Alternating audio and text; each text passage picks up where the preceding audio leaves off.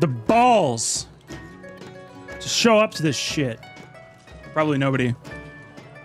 Nobody who's gonna be combative in any possible way. It's streaming, it's sending data.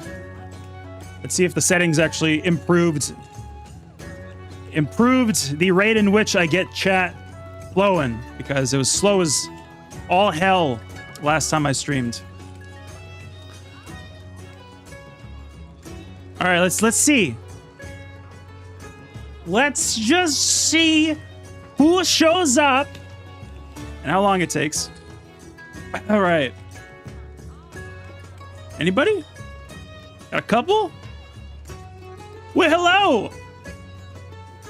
Cyber with Raul. Assume your name is Raul. Nate Dog was good. I'm pissed. Very pissed. But I don't know. I just kind of wanted to have a session. I wanted to have a session, maybe answer some questions if anybody has any. This is more of a therapy session for me in case anybody has any questions. Maybe they're stuck. You can't get a job right now. Maybe I can be of assistance because, as the title would imply, I don't know if you guys read the title, you just clicked it. Can include, it doesn't have to. If nobody gives a crap, then we can discuss other things. Maybe I can pull up some articles on my new mentorship program, which everybody says is overly priced, which I was expecting. That's, anyways, what's good, y'all? Got some people flowing in. Yeah, this is kind of I've done a couple of these Q&A. You can get a job at all. Can't? Can or can't? Nate, can't. Yes. I don't know how much quicker these comments are flowing. I reduced latency. Are you secretly Anomaly? Do I sound like Anomaly? Let's talk about the old WoW. Oh man. Oh, if I could go back to playing World of Warcraft, just the sheer joy that I had walking with no mounts because I couldn't get a mount yet because I wasn't at a high enough level. From Stormwind all the way up to, what was it? Not the... God, what is that area called? That's where you started hitting the Horde. So you go through Elven Forest, you pass Ironforge, and just above it, but just walking the whole way, it took like 20 minutes, but it was so satisfying. God. Sell me the mentorship, sell it to all of us. All right, I'm gonna sell it to you. And you guys can give me shit, or you could just listen and ask some questions. I'll be brief. I have a job, right? I think I know how to get a job too.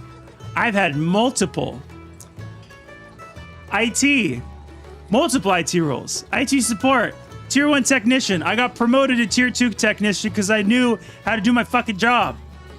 Security analyst, senior security analyst, cloud security engineer. I think I know how to get a job. I think I know a little bit about it. There you go. I sold it to you. Did it work? Probably not. Big fan. I'm studying for Security Plus right now. Nice. That's a hoop you need to jump through. For sure. And it's so hard to remember everything. It is very, well, it can be hard for people. Memorizing buzzwords is a pain in the ass, but you got to treat it like that. It is just like systematically like memorization, buzzword, buzzword, buzzword. What does this mean? What does this mean? What does this concept mean with this concept? I haven't passed the Security Plus because I don't need to, because I have my CISSP. Why would I try to get the Security Plus? In case you're wondering, I don't need it. But I do need to renew my CISSP. I have like a week left. And yeah. A job out of India. Suggestions and cert is good. If you're in India, honestly, I think CEH is going to look good on your resume for every role in India. That's a cybersecurity role, honestly. Crashing out. I actually recorded a video. Malkovich. F Microsoft. Hey, Microsoft can get you a job. If you know it, you know? That was just more clickbait. I did crash out a little bit with my wife. She told me to calm down. I got a little mad. And by a little, oh man. It was frustrating. Just put it that way. Meta lost his monkey ass mind. Squeezy, I'm fine. It's fine. We're fine. I'm fine. Trust. I lost my train of thought completely. Where's Malkovich? Yeah, I lost my. Oh, yeah. I remember now. Irrelevant, though. Studying with Security S. Thoughts on that one? Security X. So the CASP. I don't know why you're getting it. Like, last time I checked, doesn't it require years of experience, or at least some experience? Might as well go for the CISSP. Roosh, Azure Claude. I don't know what that means. Should I do Sec Plus or Network Plus? Sec Plus only. Network Plus is kind of ass. I would do CCNA. People in the Mad Hat Discord, some people will say Network Plus is good enough. It kind of is, but honestly, we're at a point right now. We're at a tipping point. I use AI so much at work, so is everybody else, that Network Plus is just not technical enough. You need to go further, as Goku puts it, further beyond to get a job these days. That is why I did the mentorship thing, because people asked, and I want to see if I could do it my way. But people were like, well, everybody's just doing all these things now. YouTubers, blah, blah, blah, blah, blah. So, CCNA, long story short, over at Network Plus. Security Plus, though, asked for a ton. I'm here, your video about consistency, not giving up, hit hard. It is all about consistency, yes. Accountability, consistency, all in all, discipline. Top 0.25% on a few major platforms. Nice. Also recovering WoW addict, an idiot. But if you keep working at it, you win. That's true. If you keep working at it, you will win. That is the takeaway here. I hope you're doing well. I have a question. How do you think AI is affecting the cybersecurity job market? AI is affecting everything. AI is making it, is raising the bar. Like I said a few minutes ago, I use it a ton. And I was talking to a dude in Discord. And I'm not going to say what he did exactly, because he said it in good faith, obviously. But let's just say he was able to pass an exam using AI alone, and this is a hacking exam. Let me just put it that way. Ethical hacking exam. That's all he needed to pass that exam. And it's, mind you, it's not a basic one. What does that prove? What does that prove that you can pass an exam that is supposed to test your abilities as an ethical hacker, which is a pen tester largely, if you could just get an AI agent to pass that exam? What that means is that it is very quickly becoming possible for vulnerabilities to be found. And I made videos about this, about how vulnerabilities are going up. I feel like the vast majority of people watch like 1 out of like 5 videos that I post and have no idea about the other ones. But I made a video about how vulnerabilities are going up like crazy. So as cybersecurity as a whole, because everybody is adopting AI usage, you have people who are using Claude Code who should not be using Claude Code to make things when they haven't coded a day in their life. Putting that on the defensive side, so the security team has to find a way to stop that from becoming a problem. And on top of that, you have people, attackers, both ethical, trying to find things. They should be leveraging tools, but the non-ethical attackers are also using them, making even more of a headache for the defensive side. So it's becoming a big-ass mess. It is actually improving job security, but it is raising the bar as a whole on what you need to be able to do in the cybersecurity jobs everywhere.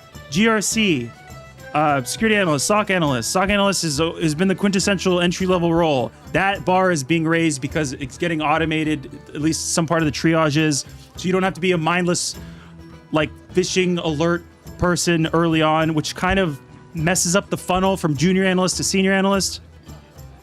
And it's like, who's going to teach these people coming in how to do the junior stuff that AI is kind of doing decent enough with triage to then be able to jump to a senior level role, or at least a mid role.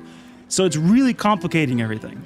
But the things that you have to learn is still things that hasn't changed. You just now also have to add AI to that and how to leverage it to be better at your job.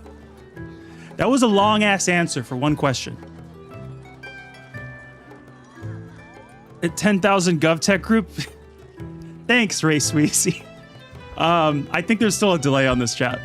Sounds like an arms race. It is. Yeah, it's very much an arms race. And it has always been an arms race. New tools come out. I was talking to the same dude on Discord who leveraged AI to pass. He didn't submit it, but he passed it. As far as the check marks are shown, he passed it. When Metasploit came out, I saw a post, an AI slot post on LinkedIn, somebody was comparing Metasploit to when it first came out to how AI is being treated right now. Like, this is a massively adopted tool now you can leverage to do some crazy ass shit. And everybody's using it. So if all the attackers are using it, kind of like Metasploit, to find things more easily. So it's making things easier to find. Let's just put it that way. Is TryHack Me SOC Level 1 Google Cybersecurity Certification plus Competency Security plus a solid roadmap for a 17-year-old getting into cybersecurity? Yes. Yeah, sort of. Yeah, I'd say so. TryHack Me SOC Level 1 I've actually taken before. It is hands-on enough. Don't expect it to check any boxes in HR. Security Plus, though, buzzwords, checks a lot of boxes in HR. I have to scroll down. I might miss some comments. You might just have to repeat the comments. Bro, I'm still waiting for the AI bubble to pop. I don't know what you're waiting for, because what do you think's gonna happen with the pop for AI? I mean, unless it's just like something happens to every single Anthropic, OpenAI, all the companies that are producing these, unless something just causes them to go down. Like this isn't popping. I'm not quite sure what you're hoping for. Doesn't help corporate forces me to use Copilot and his dog shit. I don't use Copilot, which is funny because we're a Microsoft tech stack. We avoid using Copilot. It's built in to basically all of their tools now. Which, funny enough, that's not funny enough, but they had some Copilot questions on the SC500, which I just took. Not as much AI questions as I thought there were going to be, but still passed. Another checkbox. Make me your chief information officer. I'll think about it. I will think about that. All AI companies are in infinite debt, though, like they're actively burning money. I've heard stuff like that, but they're also actively creating a lot of money as well. I equate AI companies to this might be a stupid take, but this is my take, because I know nothing about economics, because I've spent my entire life on computers focusing on cybersecurity only. Think of it like the US, what the US produces as far as, what is it, GDPR? GDPR. No, that's GDPR compliance. Блять.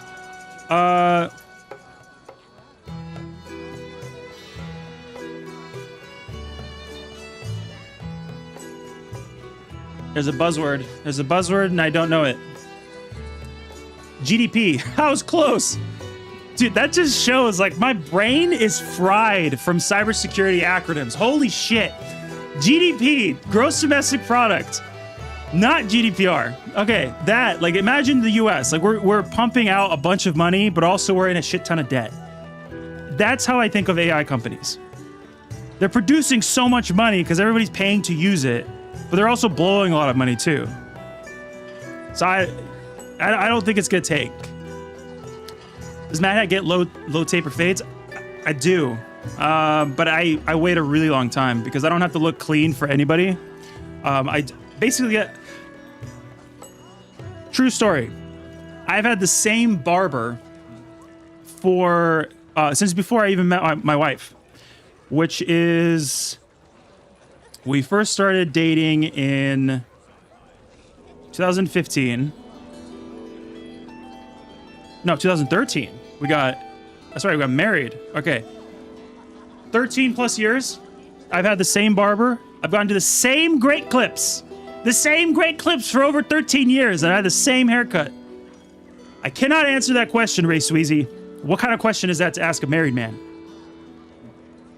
Recent grad. Ooh, Let's listen to socialism here. Recent grad, you got a bachelor's in cyber, security plus, CISA plus. That's a good stack. No jobs in my state. Applied to them all. How can I be more appealing to companies out of state? What about jobs outside the USA? I don't know why you would apply to jobs outside of the US, because that would... most of the jobs would be in the US. You're kind of in the same boat as I was, except I did not have the security plus or the CISA plus. I graduated. I did have a few years of IT experience. So I think you need to potentially expand the scope of what jobs you're applying to, and obviously do remote jobs as well. If you applied to all the jobs in your state, obviously go to remote jobs as well, but you also might need to relocate. Like I talked to 3 people in my cybersecurity bachelor's program, largely. I ignored everybody else, complete hermit, as you would assume I would be. And one of them had to go to Arizona to get his job. I think he worked for an automotive company. It was either, what was it, General Motors? I don't know. He had to move. And then another dude was able to stay locally because he had an IT job. And I think he did that for a little bit, but then pivoted to a remote job. And then the third guy had to move out of city. So not out of state, but like you need to potentially have to move. So as far as being more appealing, you're not getting interviews, then you need to be rephrasing your resume to make it seem like the work that you're doing in your previous roles match the roles they're looking for, and any possible way you can stretch saying what you're doing. So it's like, instead of saying, oh, I handled not triaging security. I handled all the tickets flowing in for requests on password resets and software support. Like, put a security spin on that. Like, I ensured credentials were rotated during incidents or something like that. Like, you need to phrase it in such a way that it matches what the job description is. So if you're not already doing that, that's just a taste of what I'm trying to get done with the people who are applying to the new program. So you also need pretty privilege, bro. Lock in. Dude, I'm wearing a mask. What are you even talking about right now? Barbara, my wife. I'm driving an hour to reach home. Even my squad are pulling up heavy to your next stream. Don't want to miss again. Add me on Discord. Bro, Julie, who is you? Is there a valid path to become a threat researcher? To become a threat researcher, you probably need to produce a lot of free work in blogs, in write-ups, to actually get a name for yourself out there, and then do some CTI, so cyber threat intelligence, for some company. I'm pretty sure John Hammond works doing CTI, if I'm getting that right, for, what does he work for? The Huntress. I believe he works for Huntress. But yeah, weird weekly stream from weekly. Is this weekly? Weekly stream would be wild. To be fair, the pretty privileged guy, the mask looks good. Thank you for that. I actually I recorded a video. I was talking about how frustrated I was, and I got that close to unmasking. That close. Because I was like, you know what? I'm just gonna go full send on this. Full reveal. Let me help you. And then, yeah, I thought about it. But man, swatting scares the crap out of me. Because there's people who are just not gonna like me. There's a lot to process. There's a lot. Yeah, he worked for Huntress. Greetings from Chile. Well, hello. Thanks for tuning in. Definitely need to be working as a CTA as a prereq to become a threat researcher. Yeah. Cyber threat, if you guys don't know what CTA is, I'm presumably referring to cyber threat analyst, which is in cyber threat intelligence. But yeah, that'd be a solid prereq to becoming a threat researcher, which honestly, that sounds fun. Like just trying to find indicators across all these different low-life scumbags who are popping up. Like Cozy Bear, this is new. There's so many stupid names, but like all these different, what do they call them? APTs.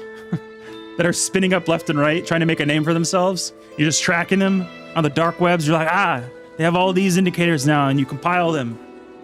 And you feed them into your massive platform, which is what everybody pays for to access. You need to be jacked like, oh, okay. That dude's jacked. Let's see how jacked he is. How much does he bench? Oh, I think I know this dude. Oh yeah. Yeah, he has the craziest thumbnails. I'm talking about 0x3 security, by the way, in the comments. Absolute wildest, like he's Spider-Man ripping off his clothes, which I mean, I'm a huge OG Spider-Man movie connoisseur, but yeah, it's wild. Got some wild thumbnails. You guys might benefit from seeing this thumbnail. Let me see. Can I pull this up? Close that. Let's pull it up. Go to YouTube. 0x3. Is I gotta close my... What happens if I... it worked. Okay. Oh, it's gonna mess up my feed. I don't want any cybersecurity content in my feed. I just want music and WoW memes. Is this on there? It is.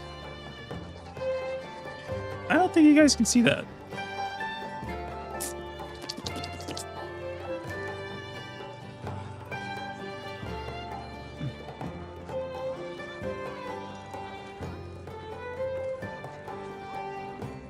All these add-ons are messing up my things. There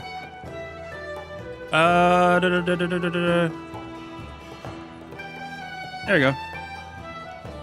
Wrong hand. There you go. Shout out to this dude. I actually watched one of his videos, and I think he was quitting. But very aggressive person. Talks super aggressive. But yeah, I think I've recently gone back to the gym because I wanna lose my gut. Although this is where, as my dad used to put it, this is where the strength comes from when you're Slavic. It comes from your gut. You gotta, yeah, you know, use the lift from your, no, that's how you get a hernia. But I might be bigger than him. I know you can't really tell, but I might be bigger than him. Just saying. Okay. Would you say getting a junior help desk or junior cyber jobs possible without LinkedIn? Yes. Of course you can get a job without LinkedIn. LinkedIn has become a cesspool. God, I hate LinkedIn. I largely just did it because, like, early on, I created it, as some people have said in Discord, because people ask for it. Like, what's your LinkedIn? And all the applications. But man, I haven't gotten, I don't think, any traction on LinkedIn as far as leads for job prospects, which I haven't recently used it, and I didn't use it much when I first started. I know you can use it successfully for reaching out to recruiters, reaching out to hiring people at the actual company, because where else are you going to message people who are hiring for a company? So I think it's mostly just the posts that I see on there that is really, really jading the crap out of me. And I mean, I can pull it up if you guys want to doom scroll some AI posts. Let me see.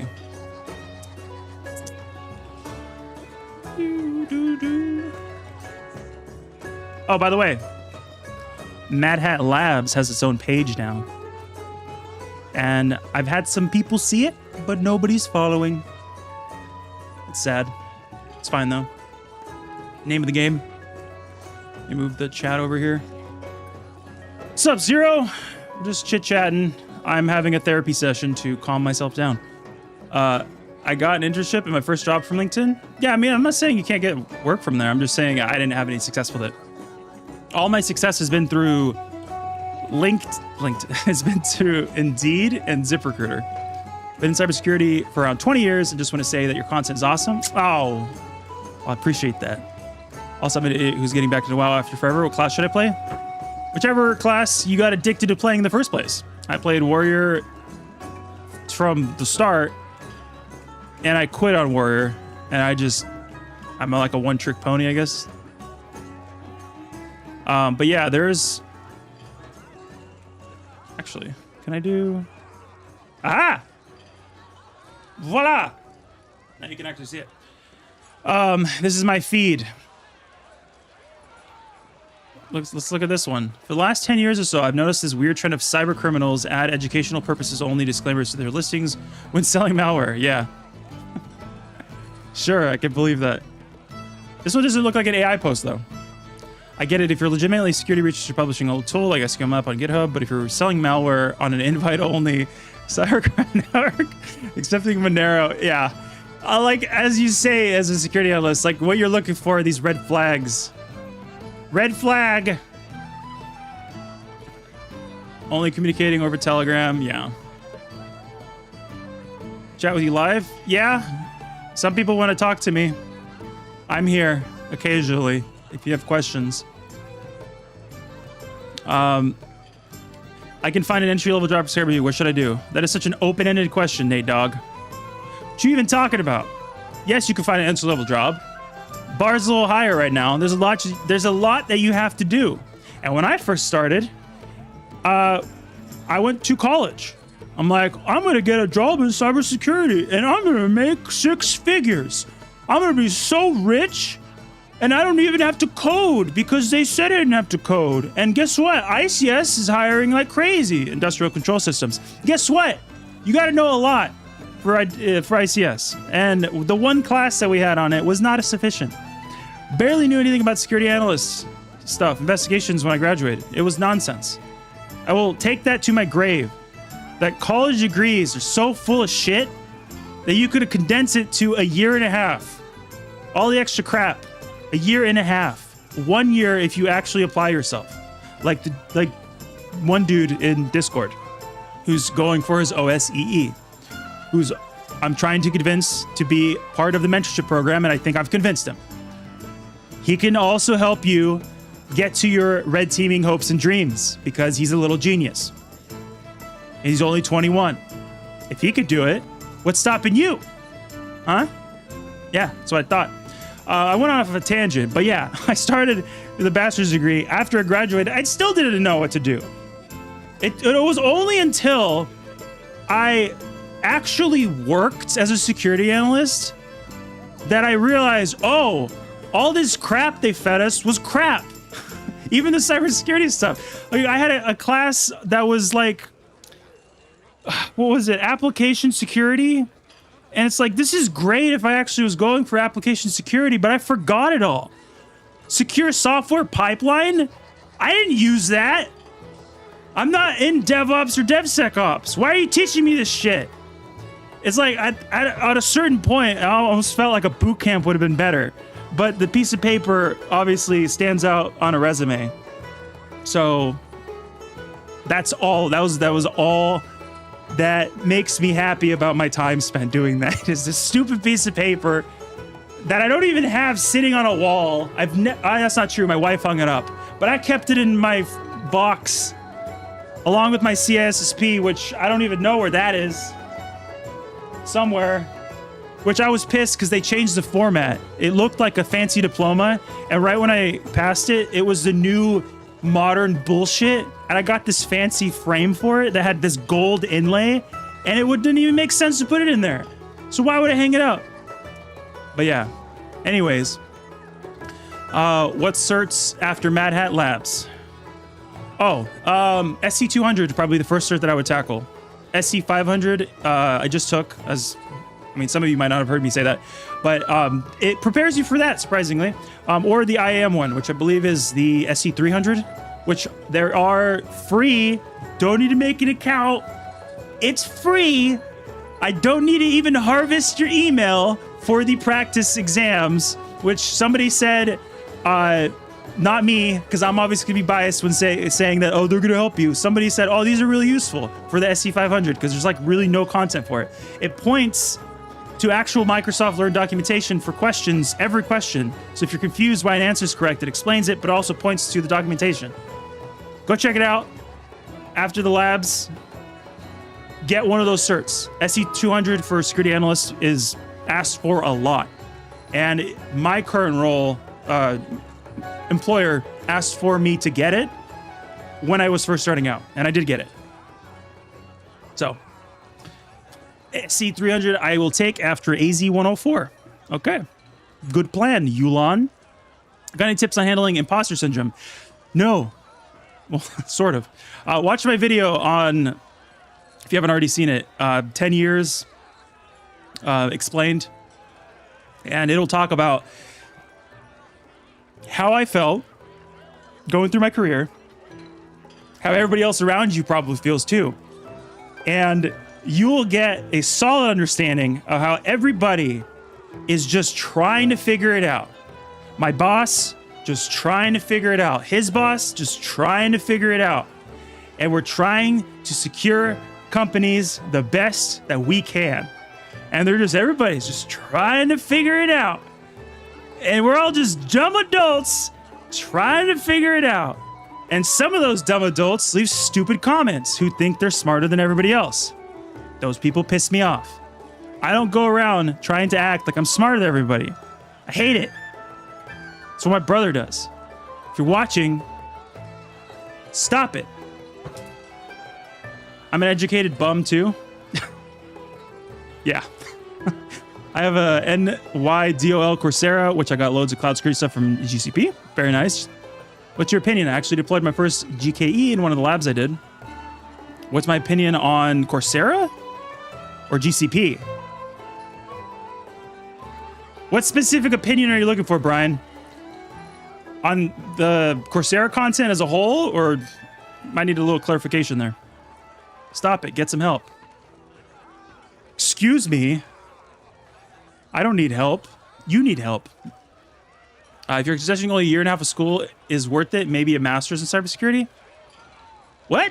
How did you get that from what I said? If you're... Bro, what? What did you say the next chapters are released for the operative fundamentals?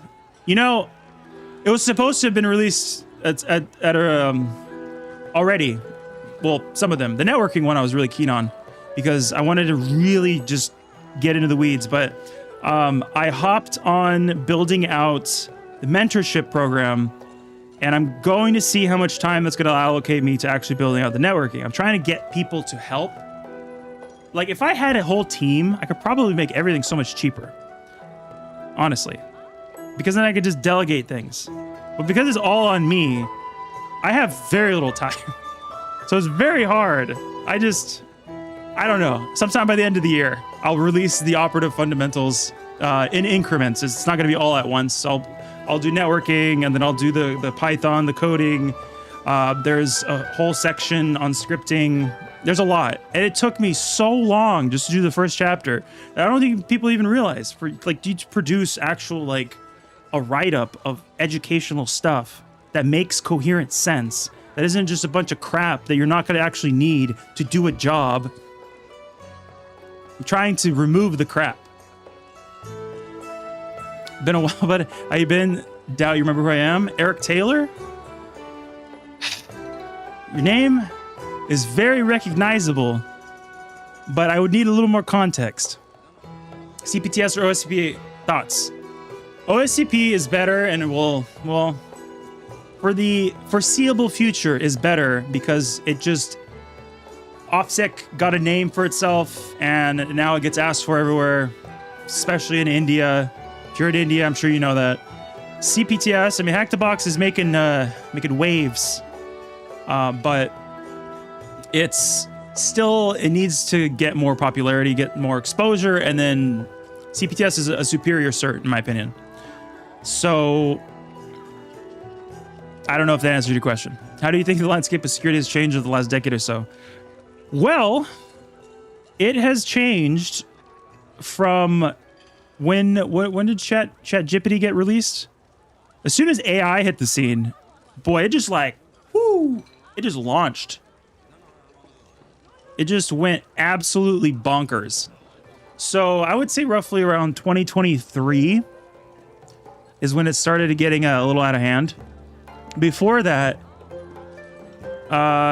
you could get away with. You hear people say that, like, oh, I got the Security Plus and I got a job. It's like, yeah, because we were just desperate for people to focus on security for once. That people were landing jobs doing like very menial work, non-technical, just trying to like keep shit together, and it didn't require you to have like advanced malware analysis capabilities. So it went from, I'll just summarize. The last 10 years of cybersecurity went from, hey, this antivirus is pretty good, I think that's all we need, to now you need a fully dedicated security team or you're effed. Because people are leveraging AI both internally to make the threat exposures and the threat surface of your business bigger than it's ever been, and attackers are using it to break in easier than they've ever been able to do. If that answers your question. What do you think about getting around employment gaps? Is it worth it to stop working if you can and just study for like a year? Yeah, probably. I think what you should do is try to get part-time work instead of just doing full unemployment, because then you can just spin the part-time work to not have a gap, basically. Even if you're doing a self-employment business. I did, like, that's how I had a gap when I graduated, because I did my own business. But that wasn't a gap because I ran e-commerce business and then I fluffed the crap out of it, saying, oh, I managed all the security front on my website, which is true. I used Shopify, most popular e-commerce platform, but I did all the security stuff with it, and that was not a gap. So that's easy. Anybody can do that. So whether you want to do part-time or self-employment, right? That could easily cover a gap, because yeah, people do question that. But it's also an opportunity for you to put in work that you're studying, right? To actually be legitimate. And anybody can file an LLC or any other business type you want. It's really not that hard. It takes like 10 minutes. I'm pretty sure even when there's no age requirement. Like 18, if you're an adult, you can file one. On the thought of Coursera and the GCP stuff, I'm stacking a specialization in projects, labs, and so on.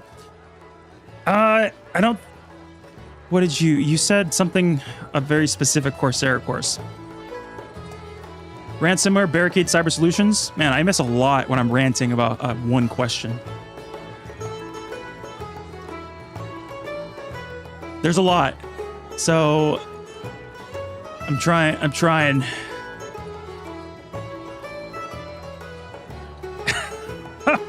Bro, don't do him like that. Don't do Eric like that. I mean, Brian, I guess how about I answer your question with the question? What are you trying to learn in the Coursera modules you're learning and the GCP stuff and the specializations and the projects and labs and so on that is going to help you land the job that you're trying to get? If you're doing anything in that does not involve the job that you're looking for, you should question it. That is the only thing you need to be focused on, is doing the work in those labs and projects and learning modules that is work you will be doing in the job that you want. It's just as simple as that. File for a BBC. You're just in here trolling, bro. What are you doing? Yeah. Back when it was easy to sell myself as a hobbyist with some skills, now that is seemingly not an option. Get better at selling yourself? It sounds like you have a selling yourself skill issue if you can't do it anymore. Might have gotten harder, but yeah. Cloud security, yeah. Have you looked at the Hackabox Let's Defend stuff? I've done some Let's Defend stuff. I think it was a year ago. There's no way it was 2 years ago where I did Let's Defend live. I've checked out some of their stuff. It's crazy that they bought them out. They got a lot of content. Somebody in Discord said it's one of the best SOC analyst platforms. Yeah, check it out. See if it has anything that's going to teach you something that's useful for what job you're trying to get to. Hard to study for specialized skill set when keep seeing industry downsize. I guess just do everything AI and training right now? No, you don't need to do everything. You're just going to burn yourself out. Why would you do everything? I think you're taking a very doomer mindset. You need to have AI involved in the mix, but you still just need to silo yourself into the type of work that appears in that role. That's like saying, oh, I just need to learn pen testing plus security analyst work. No. That's, again, you're going to burn yourself out and you're going to get nowhere being a jack of all cyber trades. Cloud security, my guy. Yeah, I'm doing specific stuff based on the cloud security.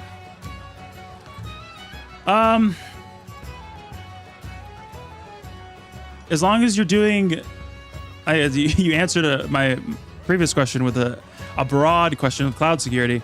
As long as you're landing projects and useful things to display on your resume that match the job description, it sounds like you're doing GCP, then it should work. But you also might need some certs. I don't know what your resume looks like. So if you don't make it in cloud security, you can always sell yourself. I'm not sure what I know what that means. You can always sell yourself to whom? Are soft skills really important in cybersecurity? Oh yeah. Cybersecurity isn't every role anywhere. You're going to have some semblance of soft skills. I think largely what's gotten me by is my soft skills. I'm not the most technical person. I'm never going to be the most technical person because I don't want to put in the amount of time you need to become the expert in reverse engineering malware or like low-level programming. Like it does not interest me. I just have learned what I needed to learn to be able to do my job as well as I needed to do it, and then some. Just a tiny bit more than that, and it's gotten me by. I haven't gone down these rabbit holes to become a savant in something because I have other things in my life that take my time. But yeah, soft skills, you just don't be a weirdo is the biggest thing. Like if you're a likable person, that gets you really far. That's pretty much the bar. You have to pretend to be likable. I deployed my first GKE lab based on the creating and alerting on logs-based metrics project, so it's free for me to do and etc. Yeah, that sounds like that'll help. In cloud security, you got to ask yourself if you're going to be cloud security analyst or cloud security engineer, because if you want to be a cloud security engineer and you're just doing GCP, you're kind of setting yourself up for failure a little bit because AWS is kind of the biggest one there. And you got to do a lot of CI, CD, continuous integration, continuous deployment, understanding of that.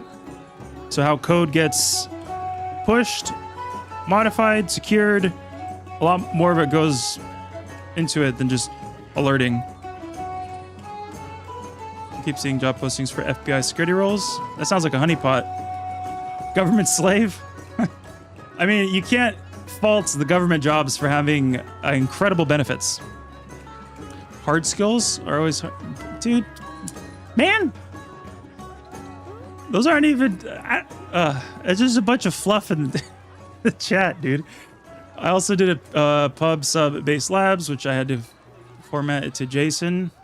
Sure, there's more I needed to even reach the entry bar.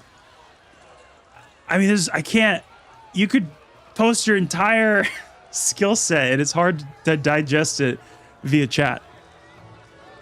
So I've been the ones getting laid off in my company. Well, that's good. Seattle Runner. The assholes getting laid off finally.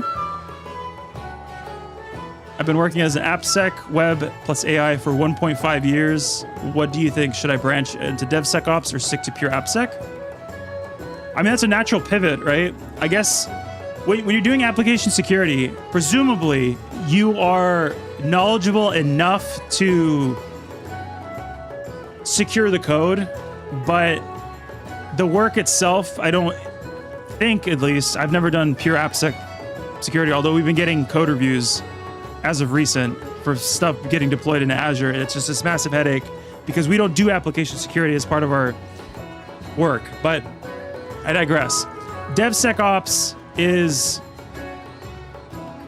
more on the development side, so more coding, more knowledge needed. I guess it's up to you, and I don't even know what that role encompasses. If you're talking about internally pivoting, or do you just mean anywhere, doing DevSecOps anywhere? You got to ask yourself, which work are you more interested in doing? Because it seems like there's a lot of overlap between those. You don't got a resume? I do, but it's out of date.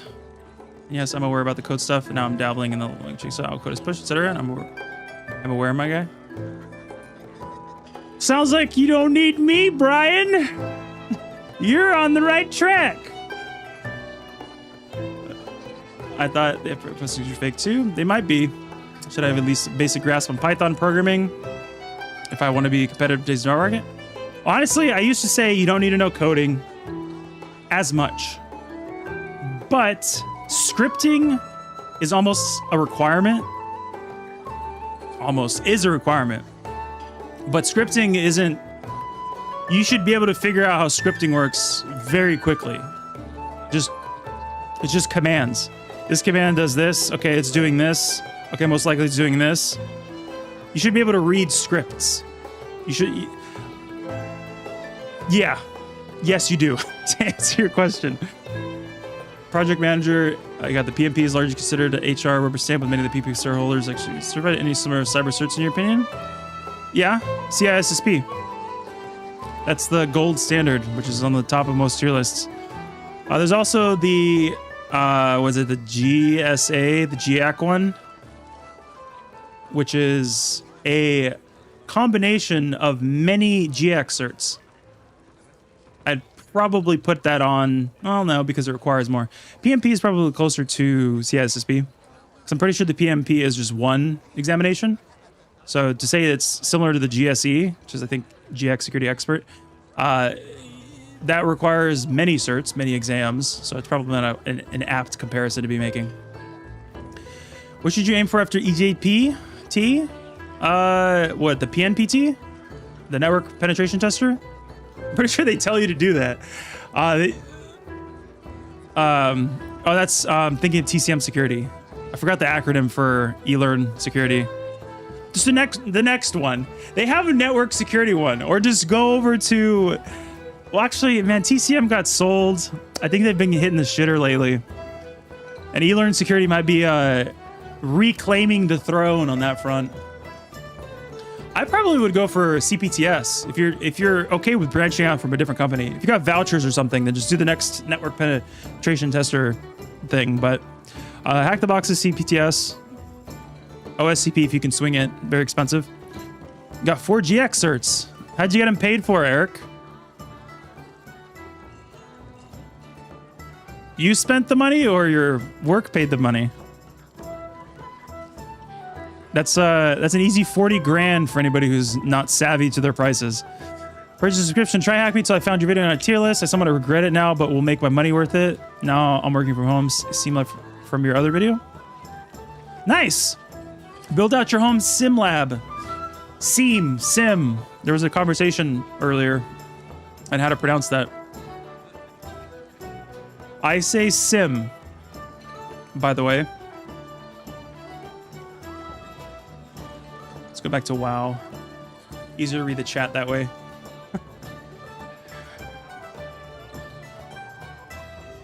This has been therapeutic. It's like a venting session for me.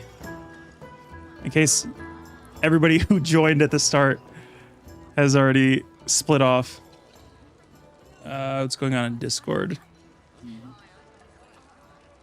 Assassin's Creed video playing on PlayStation.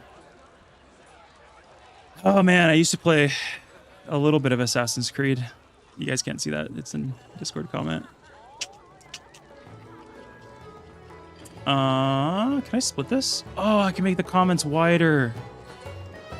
Mage of Legend. It's the weight of the meetings finally melting away. Man, why'd you have to bring meetings up?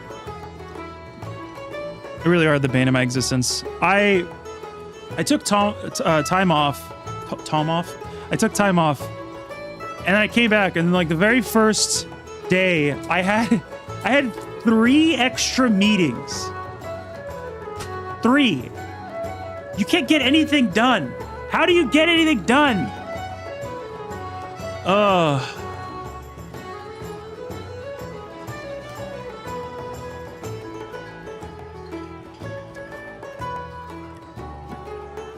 What's happening with AI and cyber? I saw Hack the Box Cube talk, and they went quite about what it means for junior pen testers. I mean, I've already kind of answered this question, but junior pen testers are going to be required to be able to leverage AI to be better at doing pen testing.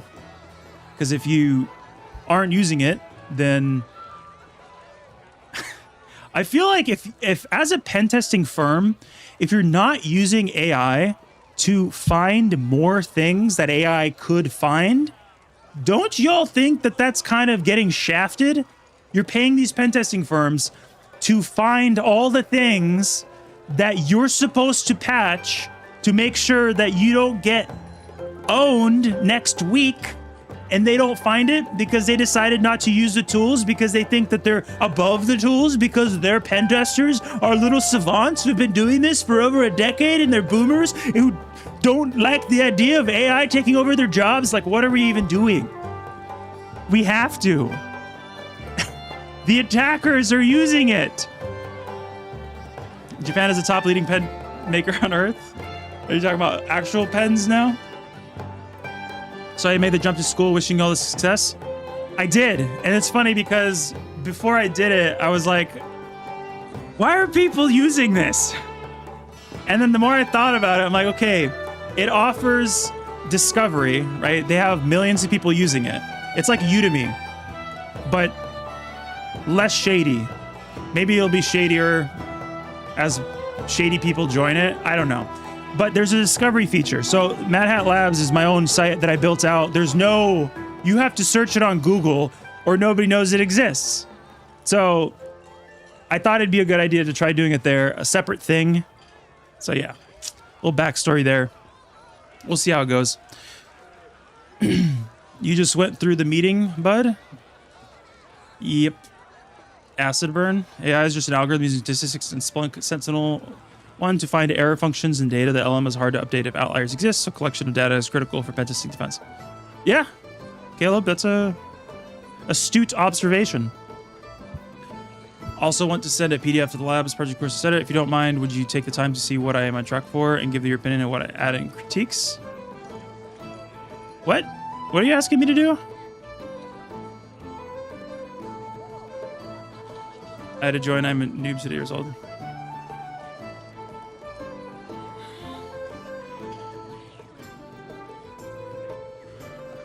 Patrick, so make YouTube, sell course, take off Mad Hat mask, get nothing but Amazon drones to deliver you food. What? How did I go from take off Mad Hat mask to get nothing but Amazon drones to deliver you food? Cyber janitor. I don't know. We've evolved. This conversation has gone downhill. Hey, I recognize Packet Watchdog. What's up? Have you been here the whole time? Have you been lurking, or did you just join? Yeah, I recorded a video, and I was gonna do it, and I had some things to say, and I've seen people do it. I've seen people post videos where it's like a vent session almost, but it's like opinionated,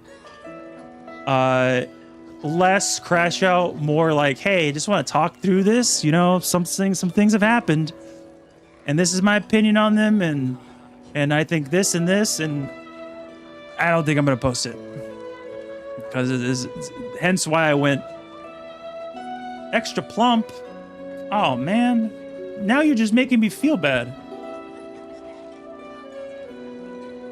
Is there more increasing cyber threat for the West from the East? I'm not heavily in cyber threat intelligence. I wouldn't say there's necessarily more threat from the east to the west, and I presume you mean like the US is the west and the east is like Europe and all of the countries bordering. It's always valid to crash out. I don't think crash outs have ever gone well for anybody. Nope. No siree. So I think it's important that I don't do that, and I maintain a semblance of sanity through all the things that I'm trying to do. Bloated? Yeah. I'm actually down, coincidentally. Not coincidentally, but I'm down a few pounds. Nice. All this sitting in front of my desk and not moving is really reducing my daily calorie burning. I think I've hit all the questions people joined to ask. I think we're on, what is this? Yeah, we're at 5 minutes till the hour. And everybody asked every question, their burning question on how to get a job in cybersecurity. So I think all of you now can go land all the jobs of your dreams and make 6 figures. It's that easy. Super easy. If I could do it, you could do it. Right? And you don't need anybody's assistance. Freelance. What is this question on Discord? You click the thing, it loads the thing. I don't remember saying. I'm getting quoted out of context. I don't like it. Have you done freelancing on platforms like Fiverr, Upwork, and the likes? And what do you think of it? I haven't done any freelance work. There's a question in Discord, by the way. If you haven't already joined the Discord, y'all should. Free. It always has been. In case you get mad at me. Full-time employee, or are you a consultant right now? Someone asked in Discord if I'm a full-time employee or a consultant. Full-time employee, if for all y'all watching. Obviously can't see the question in Discord. I was a contractor before, and for any of you who are contractors, it sucks. It really sucks. You get no benefits. The benefits that you can get are through your consulting agency, and those usually suck because they're not included in your compensation package, which if you include my compensation package, for all, I have 77 people here watching, my compensation package, I believe, last I calculated, with my recent raise, by the way, is 200K. So it's really hard for me because I complain about meetings constantly, right? But to leave that when I have the freedoms that I do to pursue anything else aside from just more of that, of more just full-time employee work, is hard. I have a family. I need consistency. So I feel like I'm on the right track though. Package? Yes. Compensation package.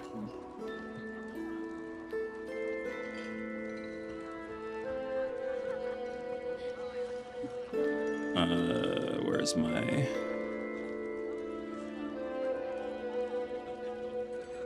Yeah, that's about to end. Let's go back to the beginning. You need more money? Don't we all? Don't we all need more money? It's catch-22. Get more money, spend more money. Your lifestyle goes up, and it's just an endless game of cat and mouse. You buy the new car, you get the bigger house, you buy the fancy shoes. I'm not a big shoe person. I will wear shoes for like a year, and then I might get shoes as a gift. And if they're not as comfy as the shoes that I've been wearing for a year, I'll just keep wearing the shoes for longer until I get holes in painful places, and then I'll consider a different pair of shoes. Hello from the Philippines. Thoughts on finding a remote GRC job as a non-US citizen? Use job market, needs some serious security clearances. Geez, yeah, that's asking a lot. I don't know about the job market in the Philippines. I mean, if they're outsourcing a lot of MSP work or MSSP, I hate acronyms, then maybe. you could have some decent prospects. GRC, though, I'm sure all of you know the acronym. Governance, Risk, and Compliance is government compliance. So unless the government compliance you're working for is in the Philippines, then yeah, you're gonna have kind of a tough time. You're gonna need some security clearances on top of that. I have no idea what that pipeline looks for. Lacto, that sounds painful. I think I'd just get some type of IT job as best you can. I don't know what you're currently doing, but PSA 10 Pokemon cards doesn't buy themselves. I don't have any PSA 10s. We took a break from getting Pokemon cards. We did for a while go to a bunch of machines with the kids. It became this, like, not a tradition, but we would hit them up when we would go out, and they actually removed the ETBs from there, which is the bigger boxes, because of scalpers. Scalpers ruined it for the kids. Hate it. It's called a rat race for a reason. It is a rat race for a reason, yeah. Never ending. Always more loot to have, always more loot to have. What time is it? Wasn't Mike. It's what, afternoon. It's afternoon for me. No, actually more, it's close to dinner time. It is dinner time, technically.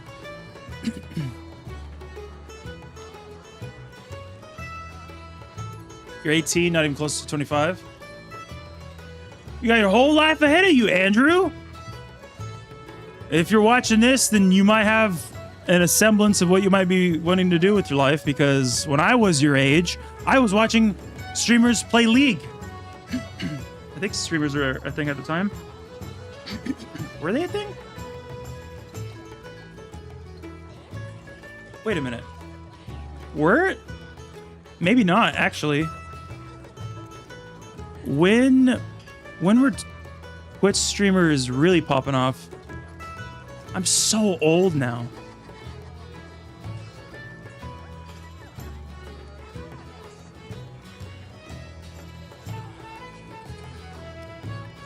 No. That's right. I was busy playing WoW when I was 18. Religiously. I would go work at Target. I'd get paid my $8, or it was like $7.80 an hour. I would pick up as many shifts as I could to make, what, like $200 a week tops. And then I'd go play WoW. And I'd just do that over and over. In and out of college. It was 10 out of 10, don't recommend doing that for as long as I did. I mean, you gotta do what you gotta do when you're starting out, but...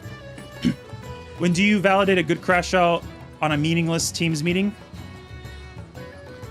What do you mean by validate? I feel like a lot of these calls in businesses have earned crash outs. Most of them by somebody. It's just that no one is willing to crash out because they need the job. Everybody's thinking it. That's why there's so many videos about it. This could have been an email. This is a waste of time. Why are there 15 people here? Only 2 people are talking. Why are they... Make them leave. Have them leave. Why am I here? Oh, so we can all collaborate. Okay, well, half the people aren't talking, so nothing is getting collaborated. One person's doing all the work. How long ago was that at Target for $8 an hour? That was fresh out of high school, and I graduated in 2010. So, 2010. Yep. 200 in 1990s, like 600 a day? Yeah, approximately. That sounds about right. Why did you say 1990s? How old do you think I am? You thought, do I look 40? That's like old man times. I'm even wearing the mask. It's supposed to be flattering. Is it the eye bags? Probably. These are the kind of guy to twerk out his rage. I don't even know. Dude, you're just saying the most candid things, Sweezy. Why are we here? To chill. Why does anybody join a live stream? It's a Q&A. I'll send a PDF of Discord. feel free. Anybody who needs any further direction, green screen's off. Join the Discord. There's lots of people in there. I can help. I could be 80. There's no way this looks 80. What are you serious? That is some healthy looking skin, my guy. Look at that. I don't see the sunshine. My skin is going to be better than most who have to do outside work. Do you only stream on YouTube? Nah, this is on Twitch as well. You can't see it because nobody's talking and nobody's chatting in Twitch, but it's multi-stream, so it's hitting Twitch and YouTube. Try Acme's network security monitoring module. Caleb, what did you learn after your network security monitoring module, or did you just mindlessly do it? 300 pounds, bro? How do I look like I'm 300 pounds? How would you even gauge that? Is it because of the jacket? Should I take the jacket off? I don't think people would think I'm 300 pounds. There you go. How's that? Is that 300 pounds? Jewish skin? What does that mean? I do not. How dare you? Such accusations. I usually don't talk this much. Dry throat. Ray Sweezy is trying to really get under my mask. He's really trying to get to me. The bulk is going well. Man, stop it. How tall am I? My wife says I'm 6'4". I say I'm 6'2", because that's what the doctors told me a while ago. But I think on a good day, wearing shoes, I'm probably 6'3" or 6'4". Security Plus grind. Get back to it. Marcus Barry Uke 6131. Memorize those buzzwords to check the list of HR.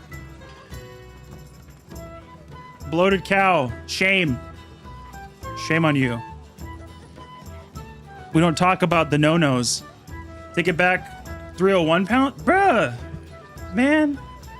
I do not look 300 pounds. There's no way. That is false information. Stop it. Mr. Plight. Well, I appreciate that. Thank you. Thank you for the 20. The 20 USD, dude. Man, appreciate that so much.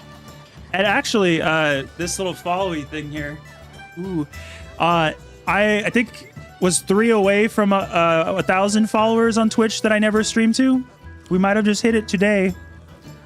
Poggers in chat. Yeah. Hit 1 for Poggers in chat. Yay. Body shape of a computer interested person. Man, is this delayed or what? How do I look like the typical body shape of a computer interested person? I don't think this is computer interested. Bruh. Okay. I think everybody's roasting me at this point. I learned how to discover ARP spoofing. Nice. Funny enough, ARP spoofing came up in a security analyst, one of my security analyst interview questions for, oh God, what was that? It's one of the bigger ones. Kuldelsky Security. I probably butchered the crap out of that name. Kuldelsky. I should be able to say this because I'm pretty sure that's Russian. Kuldelsky. Oh, there's no L. Kuldelsky. Kuldelsky Security. Anyways, he asked about ARP spoofing. Was I familiar with it? What's the problem with it? He also asked about DNS poisoning. And mind you, this was back in the day when I didn't memorize what port DNS was on. So I looked like a complete idiot. And ever since then, I've been salty about it.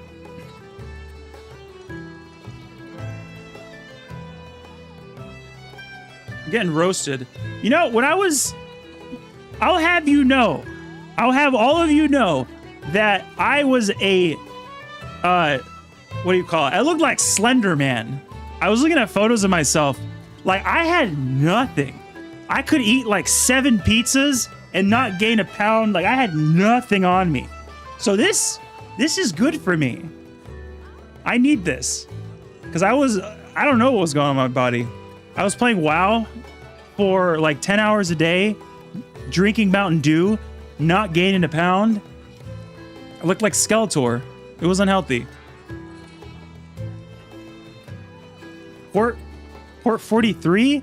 JP, bro, are you serious? You gotta go back to your ports, my guy. Have you seen Omarchi OS?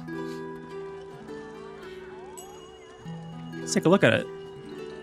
What specifically are you looking at in Omaraki OS? The good, the bad, and the hell no. Just an opinion piece.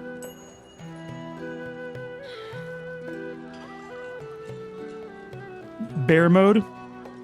Like, everybody might think that I have all the time in the world to experiment with building out my own hardware, and I don't. I just don't. I have Windows, I have Linux, I have a Mac for work. My wife has a Mac. I don't experiment with these obscure operating systems. I just don't have the time. But I'd be curious how functional it is.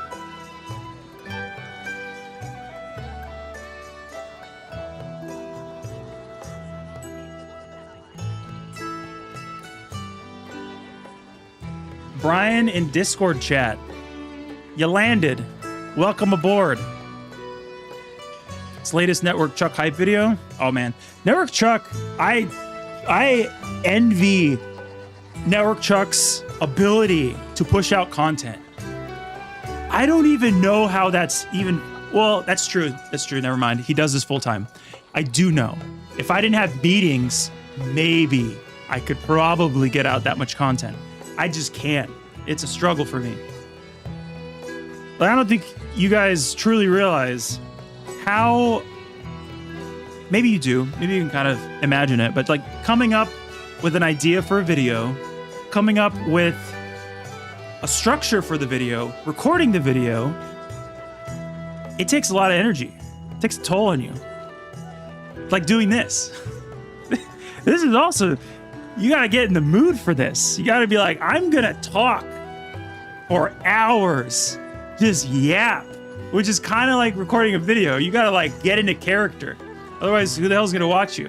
You can't just be like, well, so today I'm gonna do some Kali Linux and we're gonna install it bare metal and maybe use Metasploit. No, I've seen people like that. You just can't do that. So I went down a rabbit hole there, but I might check out Network Chuck's video on that. DNS crypt proxy with relays and resolvers on port 443. Only port 443 needs to be open for egress to surf the web. Are you listing configurations it has? Let me just answer a question. Do you recommend Linux as everyday OS to get better at it? Yes. Oh, yeah. Cool story. One of the best marks that I got in my associate's part of my bachelor's degree was on a Linux buzzword exam. I got like 99%. I don't think I got 99% on any exam in any other class in my cybersecurity program. Then we had a full-fledged Linux class, and it was just like what you might imagine a Linux final exam would be on. But yes, I do recommend that. We used Linux as the main driver in the program itself. It was just what they had in the labs. So not only did the computer science kiddos, me included, and cybersecurity people use it, But like anybody who used the labs had to use Linux.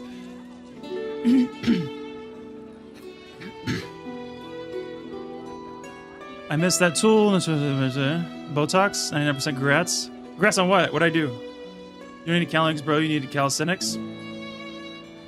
Okay, now you're just insulting me.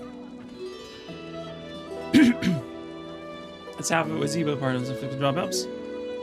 Yeah.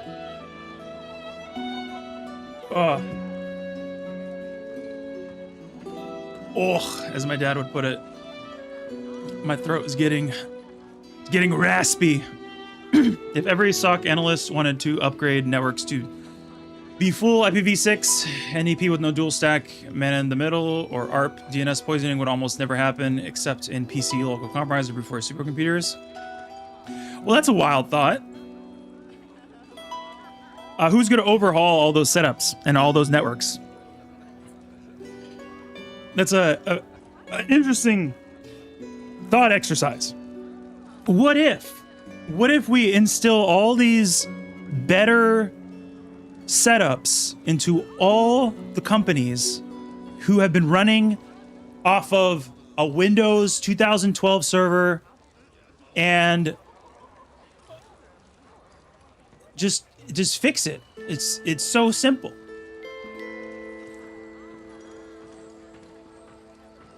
How do you out of breath from talking?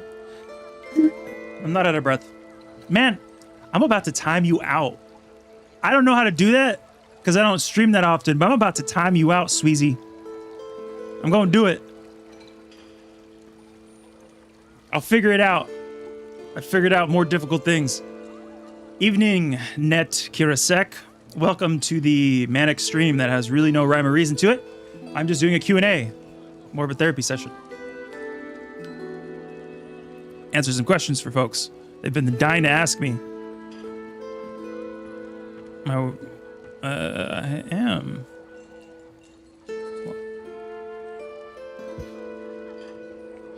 Why IPv8 is coming out? I'm just gonna filter your comments now, Sweezy. Hey, you did a video on ADHD some time ago. Did you ever use medication struggling with studies for a bit? Don't know if I want to get medicated. No, I have never been medicated for ADHD. I might have self-medicated without realizing it when I started drinking energy drinks. Because, for those of you who don't know, caffeine, if you have, I think it's ADD, but I think ADHD is commonly seen with it. It calms you down. It's caffeine, but aside from caffeine, I did not take any other medications. If you're struggling with your studies, I think you either have a motivation problem or you're doing it for too long and the work that you're doing doesn't interest you enough for you to justify the time that you're trying to dedicate to doing it. If that's the case, then I don't know how to help you there because I was very interested in cybersecurity. So doing a few labs before I went off to play League wasn't, it was easy. I was interested enough. I don't know if that helps. Snap! Multiple super chats. Appreciate it, Larry. Thank you. Appreciate you. Thanks for tuning in to this manic Q&A. Mr. Plight, thank you. Thank you for the 5. Can you do a video on some of your note-taking and studying techniques? So this might come as a surprise as far as note-taking, because there's people in Discord who use Obsidian and they create this massive chart of here's my notes on, we're talking about ARP poisoning and everything about ARP poisoning. And over here is DNS poisoning. And if I click into it, these are all my notes on it. I didn't do that. The notes that I took, I only took notes to help when I was listening to lectures in university to keep me actively listening. And I did the same thing when I was studying for the CISSP, when I was cramming, was it Pete's Zerker's CISSP cram videos. I just manically wrote notes just as fast as I could. It's almost like I have more severe ADHD than I realize. But I wrote down just as quick as I could sentences, and I'd be looking up and down. And I noticed that as I did that, I was able to actually retain more of the information better than if I just sat there and I just tried to listen to the words. It sounds like I would be learning less, and it would be worse if I'm trying to take notes while listening and just being frantic about it. But it's something about it helped me. So that's my note taking.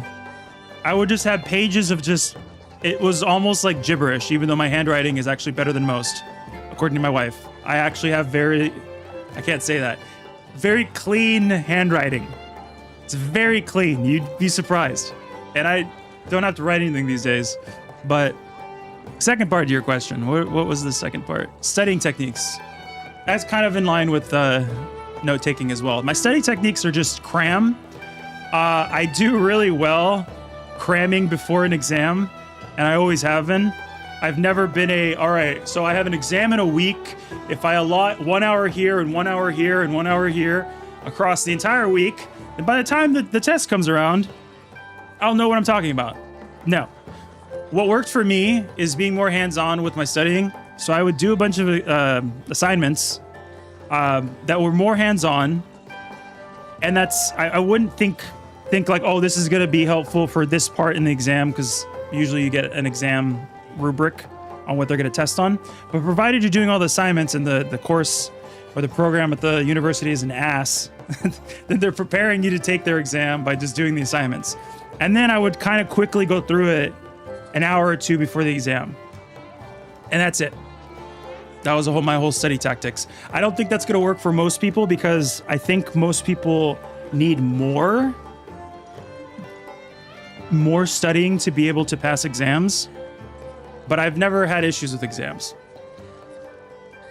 as it probably would seem with my cram with the CSSP.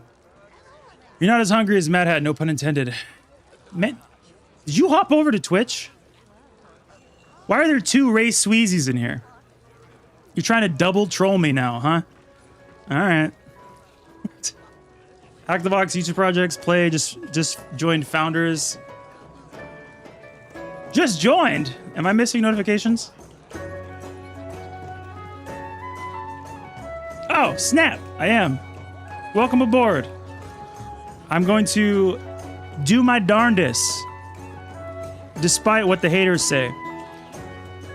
I'm gonna make it my life mission for the next rest of the year to really drive this home, and then we'll see how the cyber range develops, because that's, if any of you are curious, my plans. You've been sitting here long enough, so these are my plans. I got big plans. They're the best plans ever. Cyber range. I know how to deploy Sentinel. I know how to deploy EDRs. Defender, obviously. It's brainlessly easy to deploy these. The hardest part is giving people access in a way that's not going to screw with other people, which is just giving them reader role, just security reader role, and making sure that incidents are flowing. So I think it's easily could just create a bunch of VMs, hook that up to Sentinel, easy peasy. It's generating the traffic that would be kind of questionable. I could put in a bunch of automation to run scripts, and the scripts can generate alerts, and then they can find out, oh, this suspicious script from Claude on VM 27 triggered this suspicious alert from Defender. And then you could also do custom rules in Sentinel. But the idea being that there's a constant flow of alerts, and you can investigate them in a way that doesn't disrupt anybody else who's trying to investigate those. That's super easy setup. That I could do that over the weekend. But building out the infrastructure around that, not that easy. Which is why it took me about, 6 months to get the Azure Labs going? Not impossible, but doable.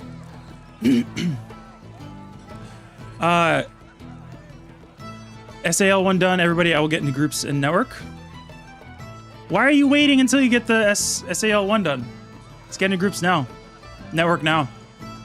Set the stage. Be like, yo, I'm going to get all these. And you're going to want to hire me because I'm going to do all this. Start the conversation with people on LinkedIn.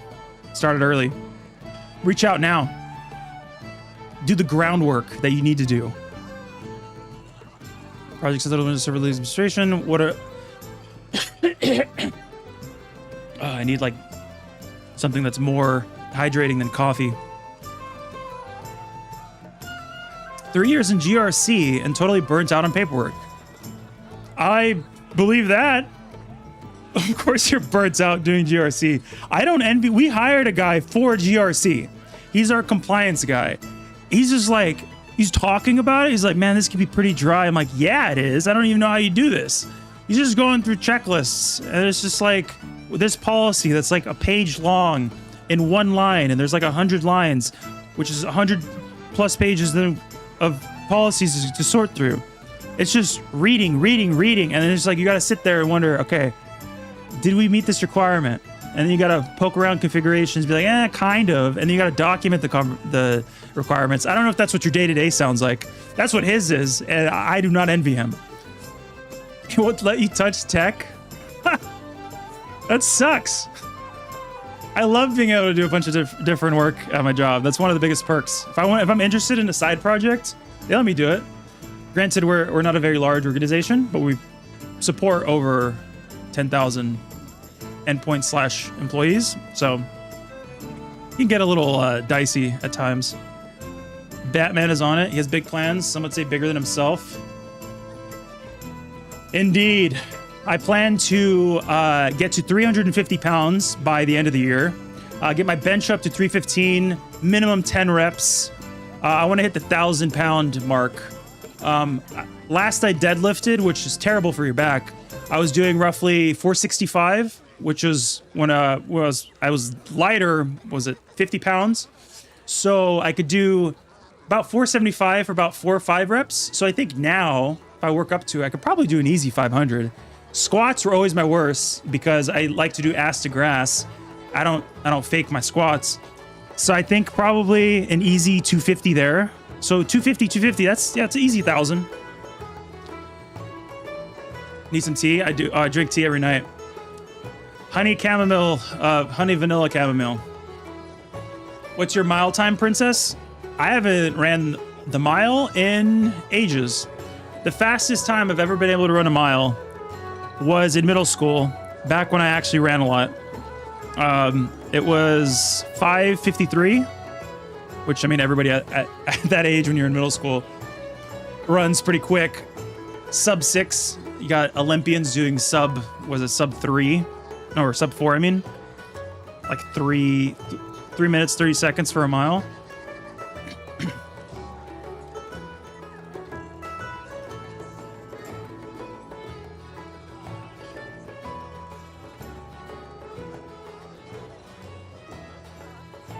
Average old guy?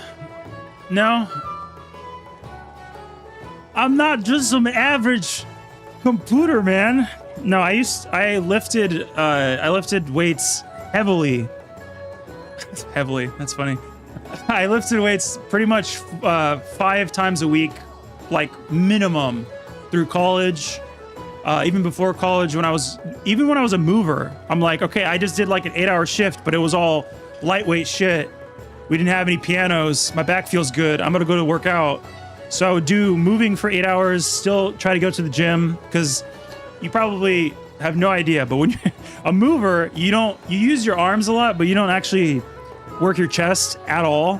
So you'd get movers a lot of times with these massive arms, but they would have no chest and massive backs because it's all back. So you'd have these deformed looking dudes. It's just absolutely jacked in the weirdest places. I had this one guy who looked, I probably can't say it, looked really funny. He was freakishly strong. I kind of worked up to his ability to carry things. We'd carry dressers by ourselves, mattresses by ourselves, just up and down the stairs like it was nothing. It would kind of challenge each other. All right, who can lift the bigger furniture by themselves? My nipples aren't hard. They're actually very soft. You think about leaving leaving an IT job to complete a bachelor's granted at my IT support job. It's only me and my manager, and there's not really any processes in place. Why would you leave the job? Do you hate the job? You can't do part-time while you do your bachelor's? I worked, well, I mean, obviously it depends on the job. Some people are like, no, you have to work your 40 hours. But my first IT job, I let them know when I was starting out that I'm going back to college in the fall, and they were like, oh, that's fine. Just come in part-time. You could work in the afternoon after your classes, and they were willing to work with me. But if your job can't do that, I guess you might not have a choice if you're really itching to get your bachelor's. We'll say I'm not pro-bachelor's in any way, so. I'm so weak, I could lift a soft. Go to the gym. Or at the very least, exercise a little bit. Do some calisthenics, Keith. You will be surprised how much more energy you would have. It's counterintuitive, but exercising a little bit throughout the week will actually give you more energy to be able to focus more in your studies, but also focus more, have more energy throughout the day to not just lounge around and just, you know, doom scroll. Because a lot of times it comes down to motivation. If you don't have the energy, you don't have the motivation, you don't end up studying, and a year goes by and you haven't done anything. 46 hours a week? A lot of us do work 40 to 60 a week, but still got to find time to do things. I kind of stopped doing weights because I didn't want to get super stiff, and mainly... Why does everybody think you're going to get stiff doing... I've seen some of the most flexible people who are jacked. You only get stiff if you don't stretch. If you do any small amount of stretching, then you'll be very flexible. Like if you do cheat reps, as they call it, like if you do like half squats, then you will really tighten up. But if you're doing full range of motion, everything, you're not going to get stiff doing any weightlifting. Tell them about your labs. I like them. I like my labs too. I structured the Mad Hat Labs, which is really just Azure labs at this point. I'm working with a few people to see how it would even work getting AWS built out, because I'm a Azure focused person. To get it, it's kind of one-to-one. A lot of the stuff that you teach in Azure are going to be paired with what you can do in AWS, but you go through, let's see, stuff that honestly, I think it would help with, yeah. It starts with the basics. So Azure Tenant, how things are structured. So the subscription, management groups, resources. It's all like a hierarchy. You can think of it like a file system. And then what you can actually do with everything once you build things out. So obviously permissions is huge. IAM, there's 2 chapters on that. Privileged access management. There's actual resource section where you talk about VMs and servers and database. There's a lot of things that you can do within the cloud that is basically what people have been doing on-premise for years. It's just now they're building server farms. So you don't have to do all that. Teaches you a lot, honestly. The basics. The idea behind it was, if I teach everybody the basics, touch a little bit of everything, then they can dive into Defender and Sentinel and do these investigations. And if they have to hop around all these resources in the cloud, then that'll prepare them for both security analyst work and security engineers work. So you hit both fronts, which I think moving forward is the most important thing when it comes to setting yourself ahead of people going into this. If you get someone as a security analyst who's really good at investigations, but doesn't know how infrastructure works in the cloud, and you're a pure Microsoft shop and everything you do is in the cloud, and another person has the same investigation skills, but also knows how to configure all that, obviously it sets you ahead of them. So exercise, yes. It was because if I wanted to do more weight, I'd gain more weight, and that was... Dude, you don't need to gain weight to do more weight. That's such a common misconception. There's a guy, I think his name's Anatoly. I've seen him on YouTube. He's probably on TikTok. He's probably on all the platforms. But he'll go up to these beefy, like just massive dudes doing deadlift usually. And they're doing like, I don't know, 315. And he's making fun of them basically. Like, oh, this is warm up. And he's built like this, like a super small looking dude, but he's freakishly, he's got like dense muscle. So you don't have to gain a bunch of weight. I'm not gonna go down a rabbit hole of weightlifting, but I did do it long enough to really know how it works. Would you agree that your bachelor's opened more doors for you, or should one just jump at jobs and gain more experience? My bachelor's didn't open up much of anything because I didn't use my bachelor's program correctly. I should have used all the programs within the university to try to land like an internship or open up conversations to people who could hire me once I graduated. But the actual piece of paper itself, looking back, it was just like a checkbox on my resume. No. I would just get an IT job, which I was able to get with an associate's degree, work for a year or two, do a bunch of certs while I was working, making money, and then either pivot internally if they had a position to security, or apply to a bunch of security analyst jobs. And I'd say even in the current job market, that's more than doable. But everybody's so gung-ho over bachelor's degrees.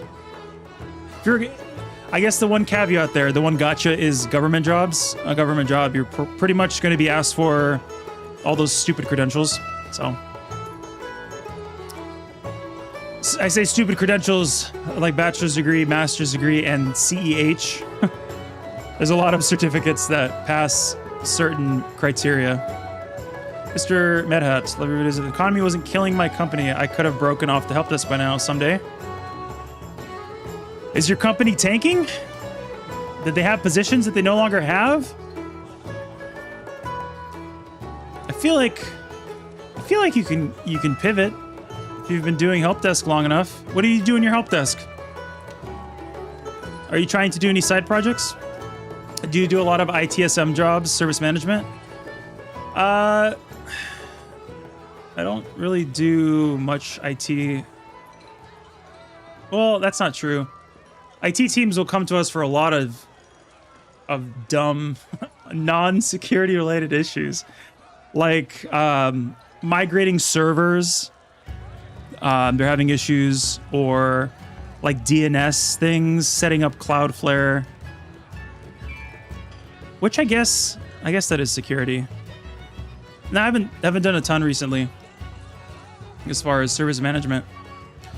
Doing certs and straight to labs. Basically, degree program allows me to obtain multiple certs along the way, maximize resources for an internship, and making connections, conventions. Different priority? Yes, it is. Do I enjoy them? I don't remember what I said. That had you ask that.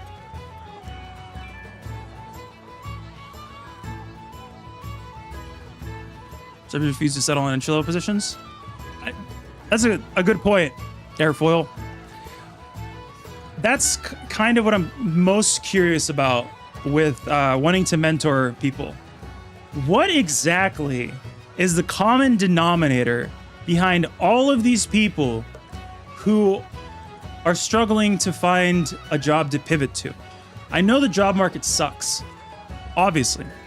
You've had layoffs for, I don't know how many years now. There's that tech layoffs chart that was just like, boop, it went all the way up in, was it 2 years back? And we're still dealing with the consequences of those layoffs currently. But there's still jobs. If they're working in IT, which a lot of them are, who have been applying for the mentorship, there has to be something that they're all collectively not doing quite right. And it doesn't take much for you to get sorted out as a job applicant.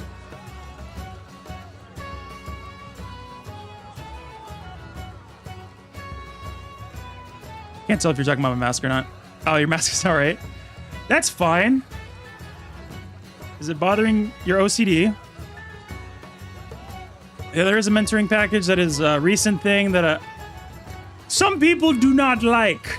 It's like they're voicing their opinions on it. I'm actually, let me see. I'll read it live if they have it. I posted a reply to it. I've since calmed down. I don't think they'll reply though. I've noticed most people will leave a nasty comment anywhere, and then you reply to them, and they just never reply back. It's like their day is just filled with going around trying to make people's days worse, and that's it. They don't want to have a conversation. They just want to go be nasty. Let me see. Newest. Nope. Nobody doth reply. All right.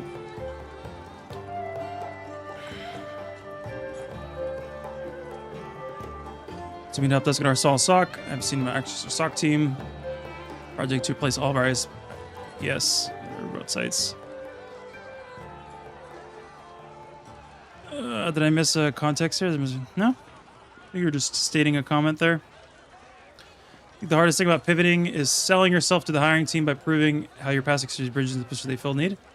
Yeah, and that's what I hope to relay to everybody. I've already made videos on it. The biggest thing, if any of you watching are struggling to get a job right now, the biggest, I guess, mind shift that I had when it came to landing my job after my second IT job. So I got a tier 1 technician job that was on site, and then my second one was a fully remote one. I worked also tier 1 service desk. I got promoted to tier 2, and the guy that also got promoted to tier 2 before me, who quit, before he left, we had a conversation. Some of you might have recall this from a video.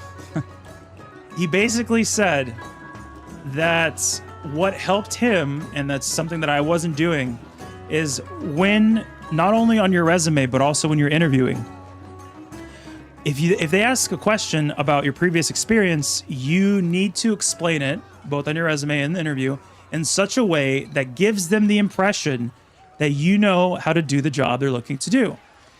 And before, it might sound obvious, but before that, what I was doing is I had a resume for what I did at my previous job or my current job, and it would be just irrelevant things. It's like, okay, so this is my experience. I know how to do this, this, this. Does that help with your job? So basically, it was like asking somebody to give you a job without giving them any inkling of reason to believe you can do the job. Why would you expect to get interviews? And in the interviews, why would you expect to land the job if you can't articulate how you can get the job done? And they even tell you in the job description what they're looking for. Yes, it's a wish list, but they're asking for somebody who knows how to investigate phishing alerts and malware alerts and network alerts, and you can't explain all that in an interview, then you're just gonna get tossed. So that was a mind shift for me. I had to learn how to explain my experience, even though that's not what I was actually doing at work largely. I would touch some email alerts and some of this, but that's what they care about. Even if it's like 2% of the work you do, if you can properly explain it, you'll get the job. You can figure it out while on the job. Do you have any book recommendations? I do not read any books these days. I largely read news articles.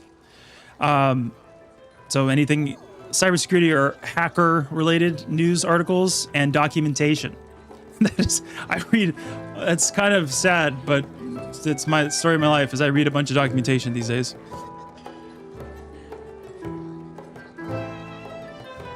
My divide exists in the void realm of job applying. Public exposure legendary, and that way people like fight back against what you're saying right now. Huh. Not sure where that quote is from. How's it going, Henry? Do you use Terraform in any way in your job? I do not use Terraform in any way in my job.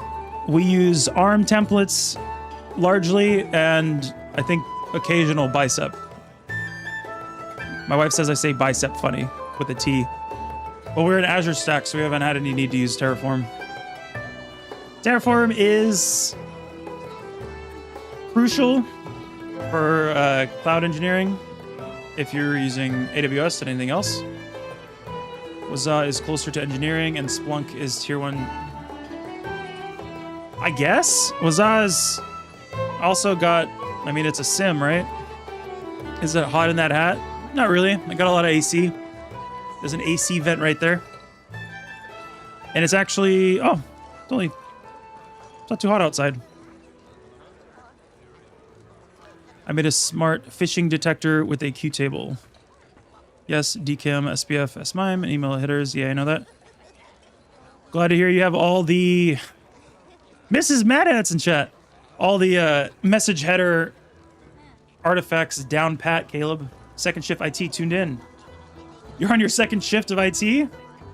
What does that mean? Are you overemployed? You have no idea what Terraform... Oh, actually, Pocopia does have Terraform, doesn't it? You haven't been playing, though. Should I focus on quality or quantity when it comes to documenting Homeland projects? I would say this, Airfoil. If you have absolutely no Homeland projects right now, bust out 3 if you're actively looking for a job. So you have 3 projects minimum for your resume that can speak to different things that they are wanting you to do in their job description. Don't have 3 3 SIM projects. It's like, oh, I spun up a Waza SIM, a Sentinel SIM, and Splunk. Like, that's cool and all, but I think they would understand that if you just put that all in one line, that you're like proficient in all 3. But more than likely, they're going to be like, this person cannot be proficient in all 3. You should focus on one. Specifically, highlight the one that they use in the lab in the job description, which again goes back to tailoring your resume. If you are proficient in all 3 in some way, yeah, there's a lot going on there. But 3 projects, once you have those 3, you can focus on quality. Yeah, there's quantity doesn't make any sense. You want to have like 100 labs? No, bad idea. The whole point is to get very experienced at one thing. That's through getting into the weeds of just a handful of projects.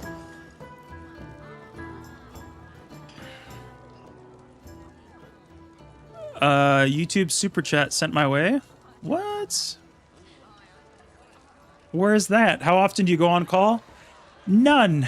I'm technically not required to be on call. I do basically check my phone at all times because being on a salary,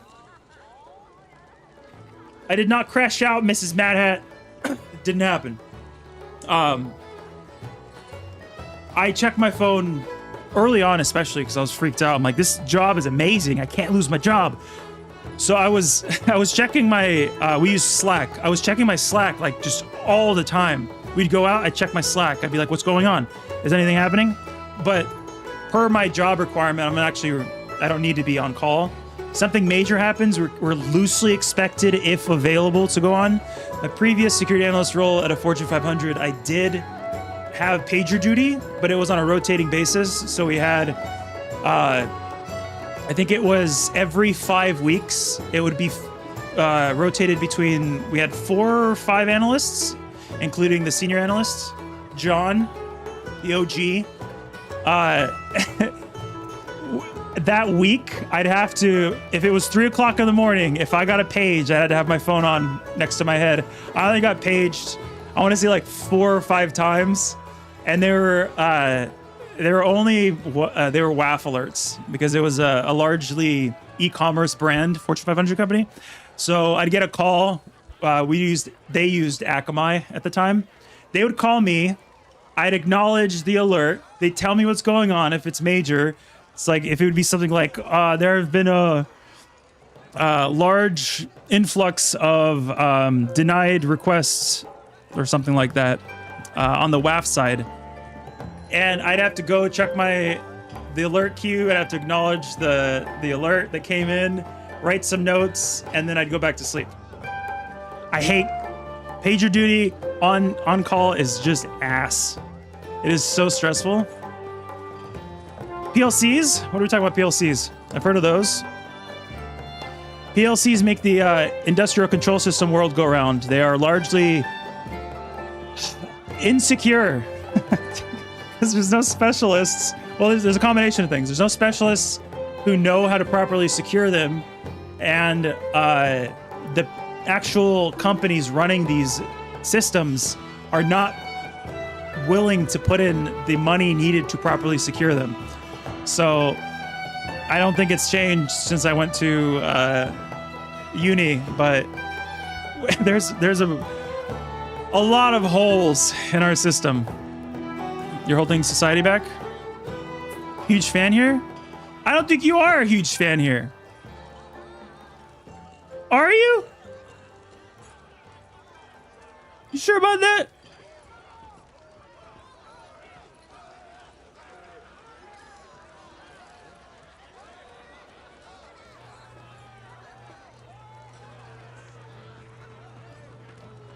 Because last time I checked, Mr. You're Holding Society Back, you said, and I quote, laugh, laugh, laugh. I started watching his channel because the vids are fun with cyber-related memes and some education mixed in. Now every video is cool story, bro. Transfer the funds. So basically, you're calling me out on being a shill. I don't appreciate that. Anything to say about that before I ban you? No?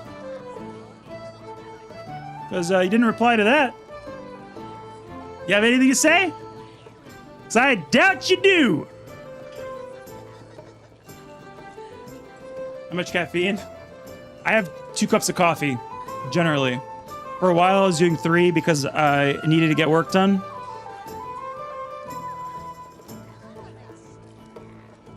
Asked about on-call because I thought it just came from being CloudSec. Maybe that's more on the DevOps side.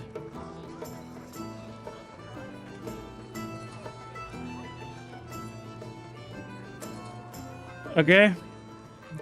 I guess he's not going to provide a rebuttal. Quelle surprise.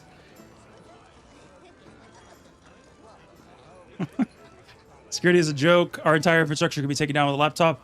Our entire infrastructure is incredibly insecure, and I'm surprised it hasn't gone down more than it already has. Sane hat? No, I do not have an alter ego. Management would like me to join a leadership development and mentorship program that I manage SOC. Do you have something of that sort in your program? What does that look like? Leadership development and mentorship program? Are you mentoring with like junior analysts? Are you going to be responsible for working with leadership? So upper management? The program, the mentoring is just purely me prepping people to be able to speak on security analyst work through projects, tasks that I have them do, and then use their already IT experience, focus in on the security aspects of it, really highlight that, and then fill in the gaps where they need to finally eventually look like an actual good candidate for a security analyst or SOC role.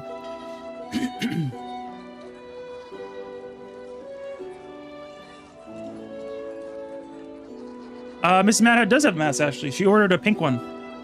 She really wanted a fancy schmancy one. What age did you start learning Cybersec? Let me see. So I took a lot of time off.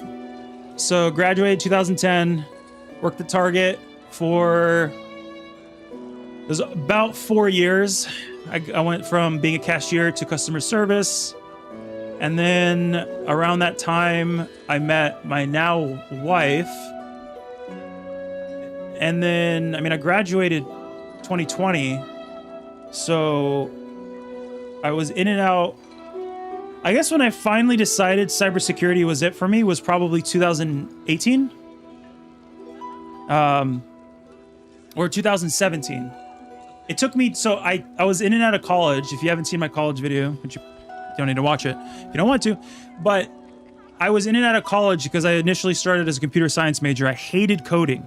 And the first class I had was from the guy who was like 70 years old and didn't have an ounce of inflection in his body. So he was explaining C in this monotone voice to a 19-year-old who played WoW, who had problems with his attention span, and I was just not having it.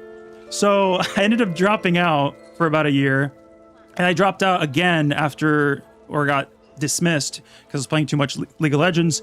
A lot of shit happened. But 2017, 2018 is when I first made the, all right, I'm doing cybersecurity. Certified bundle hinges on me getting the Mad Hat exam done. And because the Mad Hat exam is, it's just a fun thing. The bundle is lifetime access to the labs, which is the big thing there. I don't think anybody offers lifetime access to anything. Everything's a subscription-based model now. So that's the big thing. So the exam I want to get done, but I want it to be as challenging as the CISSP is, but not as, it doesn't require you to know as much as the CISSP. It's just kind of tricky, and you only get one attempt. So if you can imagine how hard that might be to come up with, I want it to be like that. So I gotta QA it. I gotta plan it out a little bit better.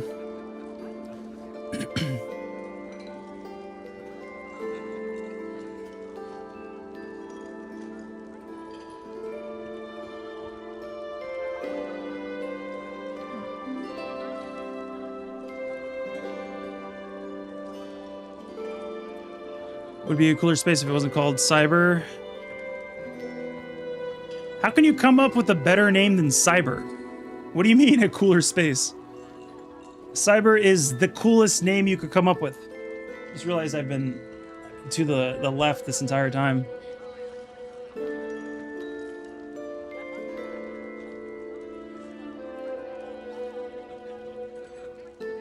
You taught Python?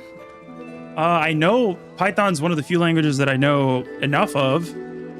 We built out, well, I say we, but mostly me, Python automation scripts at work through our AI SOC. But my knowledge of Python is very minimal. It's just purely scripting just to get things flowing back and forth. I've wanted to avoid coding basically my entire life. So if you fail, you can't get a refund? Fail what? Oh. Fail the exam? Well, why would you get a refund if you're getting lifetime access to the exam?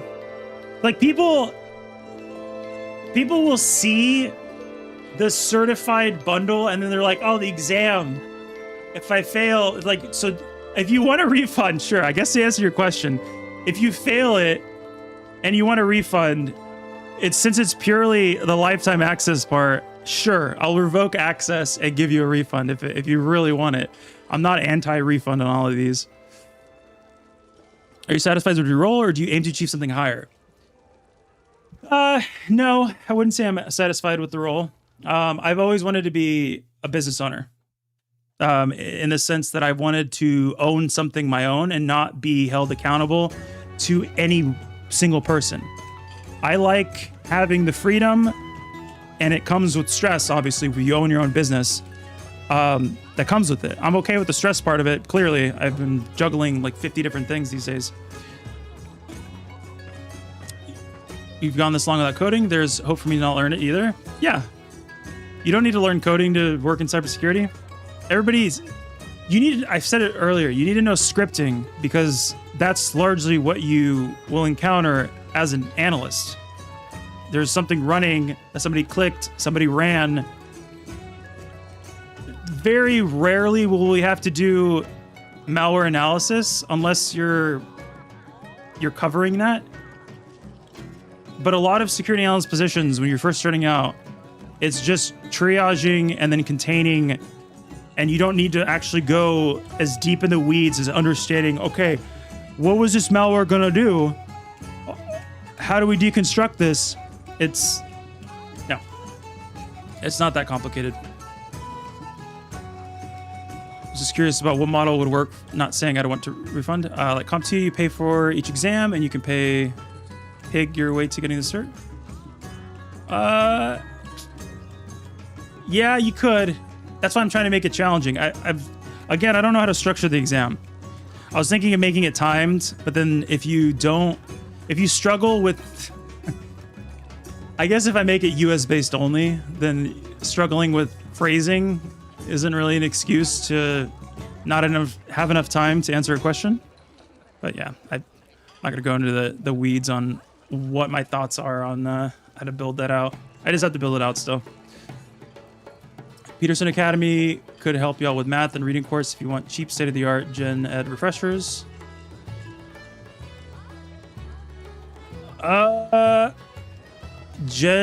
You want general education for what, Caleb? You need to know some scripting language. Like, I took a Java class. I took Python. We did a little bit of C++.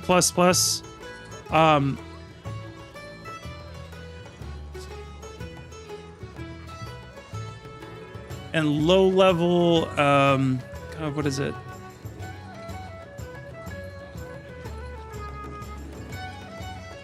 There's a reverse engineering class. I don't remember any of it, but I do remember some of the labs. Like, you need to be familiar with it. You don't necessarily need to be able to code from scratch, I guess is the main point there. Currently a software engineer, working with me to do CloudSec. Nice. If you're doing software engineering, you're probably off to a good start.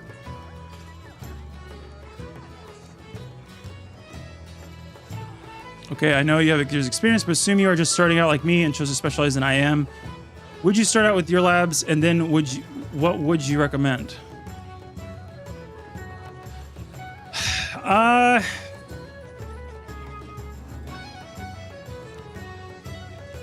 mean, the labs cover IAM a fair bit in a couple of chapters, but that's not the emphasis. I just can't think, I don't know offhand of any other identity access management courses out there. If you can find them that are more focused on that, I mean, just following the bigger platforms like Okta, Entra, was it Duo? Is the next big one? I don't remember offhand what the biggest ones are. IAM platforms. I think Fortune 500 was using SailPoint. But if you could find a better, I guess you should look at what's in your area, what platforms they use. If you can't figure any of that out, just go for some Microsoft ones, because Entra is one of the more largely used identity platforms out there because it works well with Sentinel, Defender. Everybody needs a SIM. If they grow big enough, everybody needs EDR. So you might as well learn the platform that integrates with those well. We have somebody at my current job moving to Okta. They're screwing it all up because then I had to learn Okta. I've never done Okta before. Now I have to read the documentation on how Okta integrates with Entra. And then I had to build out Sentinel analytics rules that way, because now they're not relying on Entra's built-in identity protection. They're using Okta's. So just focus, if you can't figure out a specific one, focus on Entra. I'm not going to say take the Mad Hat Labs ones, but it would help with the SC300, which is the identity security based one, probably a lot of the other ones as well. Dips your toes into Entra IAM. We don't need to show people how to use computers anymore. We need to show them how to ask proper questions. Are you talking about AI prompting? Is that why? You gotta ask proper questions. Instruction to apply to mathematics, and Peterson Academy teaches machine learning from high-level calculus, including gradient descent in Python. Caleb, why would you take something like that? For what role? Is that just for funsies? I guess you did say general education. That seems like a rabbit hole to go down into. As a lot of things right there.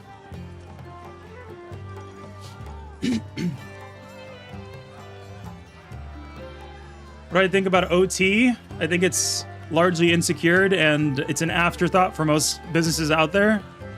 They think that just because there aren't people actively working on those devices, those OT devices, that they can leave them largely unsecured. And network security, which is like the perimeter of the business, people VPNing in and out, is often overlooked.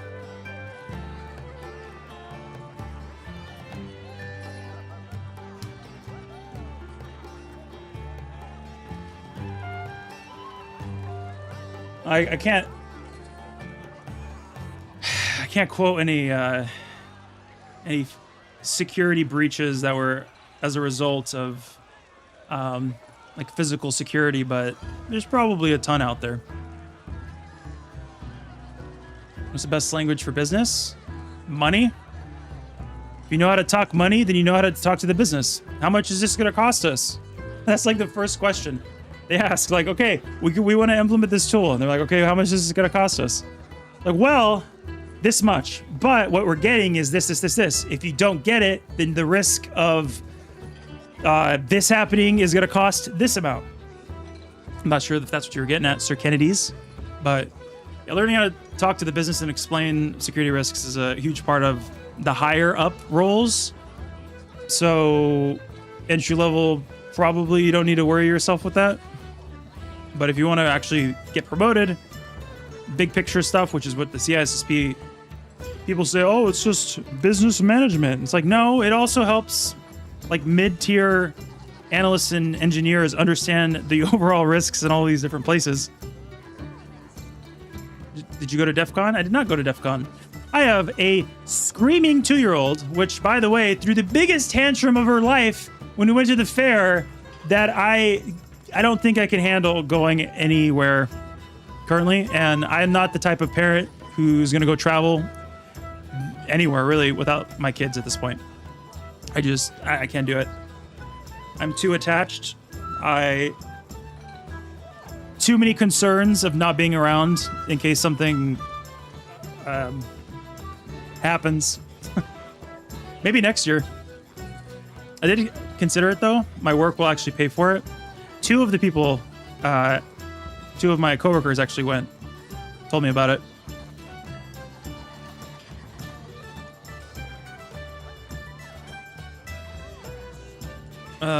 Builder tools, current threat landscape. I didn't imagine it becoming the focus of a shift towards compromising user accounts or access to the environment. Yeah, I mean, it says it. I covered it quite a bit. I tried to drive it home in the labs. But identity is the new perimeter is a phrase that gets tossed around a lot, and it's true. It used to be network was the perimeter. If you get into the network, you can pivot, you can escalate your privileges. But if you could just get a foothold in just a identity, that with how businesses are currently running with partially in the cloud, fully in the cloud, like that initial account compromise is the single biggest thing in all of these breaches. You'll find out. It's like the majority of the incident calls that I've had to sit into is because somebody clicked a phishing email and it went on from there, or somebody copy pasted like the click fix thing. Control V this command into run and then hit enter, and then people mindlessly follow it, and then it does whatever. It reaches out, it pulls the malware down, it runs if you don't have proper EDR, and essentially that's the same type of, it's a phishing attack. So you can compromise the identity. So locking that down is obviously huge. We've just pushed passkey. I don't know if any of you have to deal with that headache. But pushing passkey to everybody was a pain in the ass.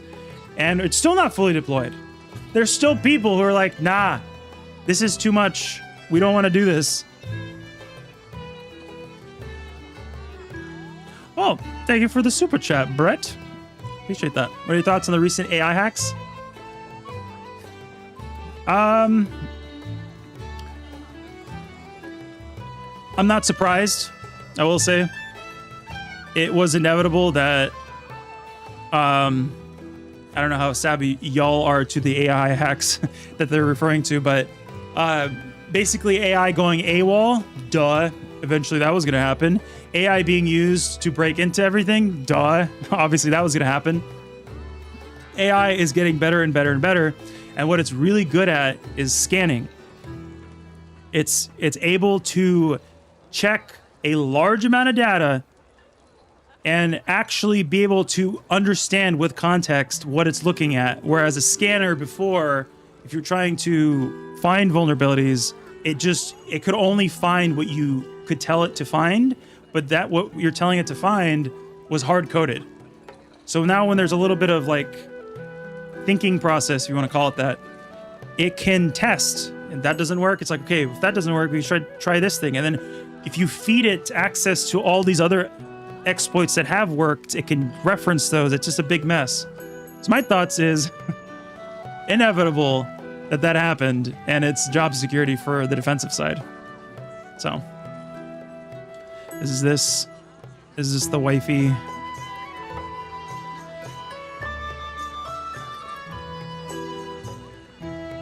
Oh, she's ornery about a comment. I don't know if that answered your question, but I got a lot of thoughts, but largely AI is just creating a mess, and it's a lot of job security. But do you deal with Terraform in a daily? No, I do not. I do not. Terrible 2's coming in hot. Yeah. Someone with 2 kids is pretty hard to take kids in public places. Yeah. I don't. This is delayed comments, but I don't think DEF CON's obviously for kids. So someone would find time for it all. I don't find time for it all. Doc's Adventures. Every single day, I take away time from doing something else, and I try to focus on the one thing that will help me achieve what I'm trying to achieve in the long run. So these days, I haven't been thinking. I've been trying not to think about, okay, what do I need to get done for the day, and that's it. I'm like, okay, what do I need to do today that is going to help me to where I want to be in 5-10 years? And if that's at my job, then I'm like, okay, what do I need to get done today to make sure that it builds towards what we're trying to achieve in the long run and the overall security posture of all of the clients that we're working with. And I try to just focus on a main task, I guess. A little bit of time to it in between all my stupid meetings. It's already made a clearance and likely to get a target defensive primary industry for breaking into CloudSec. Yeah, having a clearance is going to help a lot. I think trying to automate any deployments is going to give you issues. So Terraform and Bicep, I think they each have their own quirks and pain points. You just get used to them, I guess.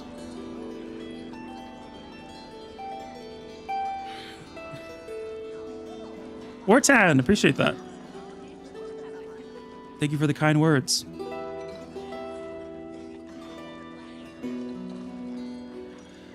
What book has had the most impact on me over the years? I haven't read any books that were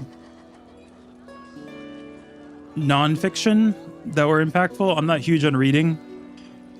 Anything that isn't, like I said earlier, documentation and just news articles.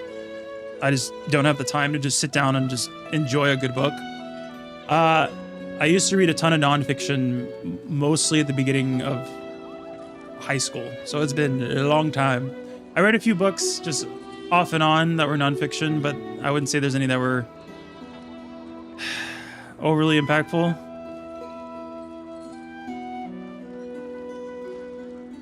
And I know a lot of people out there in the videos that I watch, like the big business gurus, right? They're like, oh, I read this book and it changed how my mind worked. And I just don't feel the need to read anything that needs to change how my mind works. So, always drifted to the right. Maybe someday I don't have to have this mask. Honestly, I think I'm gonna tap out here at the 2 hour 15 minute mark. But I am seriously considering just we're done. check me out. Here's who I am. Maybe at the end of the year. But the reason I keep it on is largely job security. I want to be able to speak my mind, rant if I need to. I feel like I just want to quit after 4 years of web security. I'm losing passion towards cybersecurity. Have you been through this? Yeah, I have been through that. What's helped me is pivoting. Like, I'm burnt AF when it comes to security analyst work. I do know how to do it fairly well. I know how to do it better than any other niche there is. That's why I'm so pro cloud security engineering. Because it became more fun for me. So I think you might need to pivot. Peon 9021. Isn't peon like a minion or like a lesser than? What is a peon? I might have sounded insulting. What is a peon? But yeah, you might need to pivot. You might just not like cybersecurity as a whole. Hard to say. Not quite sure what you're struggling with. Yeah. All right, guys and gals. I'm gonna go spend some time with the kiddos.